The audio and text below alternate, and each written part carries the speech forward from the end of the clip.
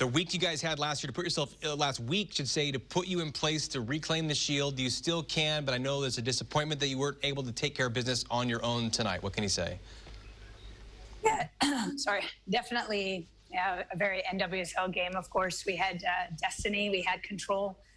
We needed that win, so very frustrated. I know the team is feeling it. Still not impossible, but that's the most frustrating part, is that we did have control. But I want the team to stick together. We still have work to do in the playoffs, and yep, this one will sting for a bit. It is a long season, of course, 22 matches, but the performance you've had all season long puts you in a place now to, if Seattle loses, you can still win the Shield. If they win, you're a second seed and you get that semifinal, the all-important first-round bye, and to really heal up the bodies one extra week. What has this season meant to you to be a part of it as head coach and to see your club be right there on the cusp, exactly what you want to do? Be a top seed in the playoffs, get the Shield, and take on the hardware at the end of the night. Yeah, the season's obviously not over. I think, as I said, this is a very special team. I think this is one of our weaker performances in the last little while, and that's the frustration. And I know they are. They're pretty low right now, but it comes at a right time to have a little break, step away, international window, and then come back, because there's more work to do. And I don't think anyone in Portland was cheering for the rain anyway, but more than ever, let's go Orlando. Oh, we'll definitely be cheering against them tonight. So you mentioned it, but could you speak to a little bit of the competitiveness of the league? Obviously, from top to bottom, every game is a difficult game, as we saw today. So what makes the NWSL so competitive? Pretty even teams on any given day, as you saw. I think that is why we love the league. There's nothing you can predict. Results are always varied. And today I thought Gotham just were fantastic. They were dangerous. They had a great energy for having had a very frustrating season. They gave it all to their fans tonight, and for us, it was the wrong time to have an off day. And at the end of the season like that, we've got to be, if we're 3-1 up, we've got to be finishing out games. And so that's what we feel like right now, just frustration. Well, you have so many times, and I'm sure we will see that in the future.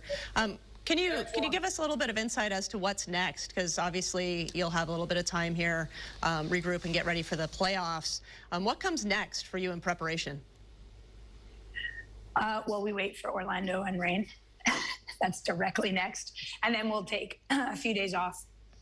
We have players obviously going off on international duty, a lot of travel for them. But for everyone else, I need them to step away for a second and just give themselves a little break. It will take a moment. These sort of results really hit hard.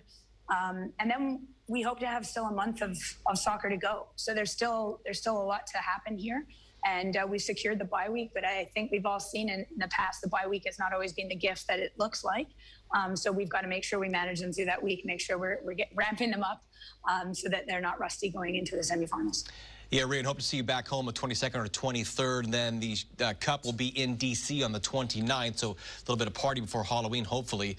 Sophia Smith, though, 14 goals, the most in club history. Lindsay, when she won MVP in 2018, was right there as well. But for Sophia to be there, boy, we thought she had the boot and the Shield right there at the end. What a sensational, not just season, but really career that the stardom has now finally arrived for the 22-year-old. Yeah, I mean, a secondary frustration for her, because I definitely thought that was a possibility. I do think it's what she does to opposition, like how many players it takes to stop her. And if you look at where she's at in her career, this is really her first season where she's been able to be healthy, to really deliver what she can consistently.